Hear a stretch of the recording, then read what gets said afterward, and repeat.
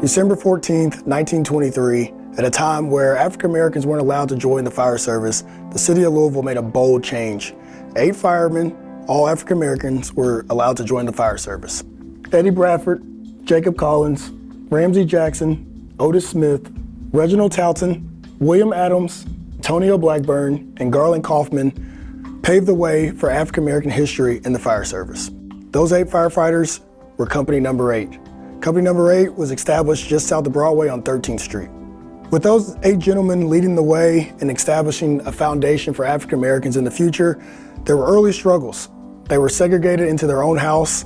They started out at Engine Company 8 with white leadership. There was a time period where, as we know, African Americans weren't allowed to do the same as their counterparts in the community. Leadership and African American roles were reluctant to be given out.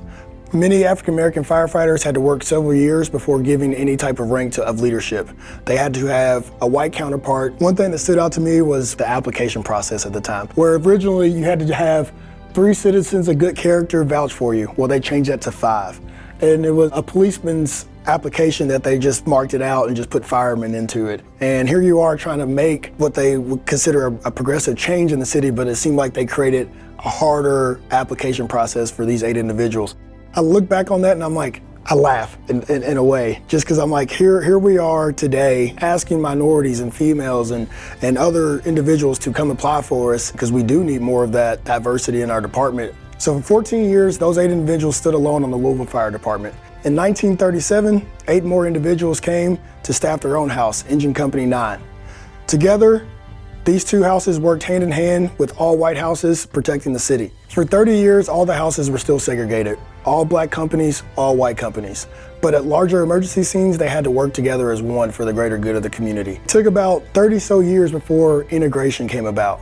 By that time, there already was black leadership in place. They had their own captains and lieutenants in their firehouse. In about 1954 to 1957, what they did was they would pluck a white leader from one house and allow him to work at the black house. They would take a black firefighter with no rank and plug him into a white house. So over those 2 years, they were slowly integrate houses. If you look through a lot of the history here that we have at the museum, you can read up on a lot more of that. You can see stories where it talks about how there was a lot of teamwork. There was a lot of times where all black houses and all white houses came together to make sure they were doing the job right and doing it correct and saving lives and saving property. As much as, we could read back on a lot of the negativity, you could read some of these stories and show how they worked together and worked for a common goal. That's a big thing in the fire service. We preach and live off of family. In 1979, we had our first African-American chief of the fire service, Larry Donovan, who rose through the ranks. He came through, I believe, the fire prevention rank and was appointed our chief in 1979, which is a huge deal, even in today's times. And we've had plenty of other African-Americans reach higher status, as Chief Donovan is the highest ranking African-American in fire department history. The Louisville Fire Department has served the city of Louisville for 165 years, and 100 of those began with 8 individuals who stepped out and took a rocky path and made it as flat as possible for someone like me. I was approached by an African American that saw something to me and was like, "You should join the fire service." I had no idea what the fire service was, other than there goes a fire truck down the street. To be given an opportunity because someone else decided to take a step forward at a time where, like I said, African Americans weren't allowed to do the things as their counterparts were. I could not be more thankful. In just 10 years, here I am standing as a captain on the Louisville Fire Department. To know that someone else laid that path for me, I'm forever grateful. If you're intrigued and interested in wanting to learn more about the 165 years of Louisville Fire Department history, our museum is open.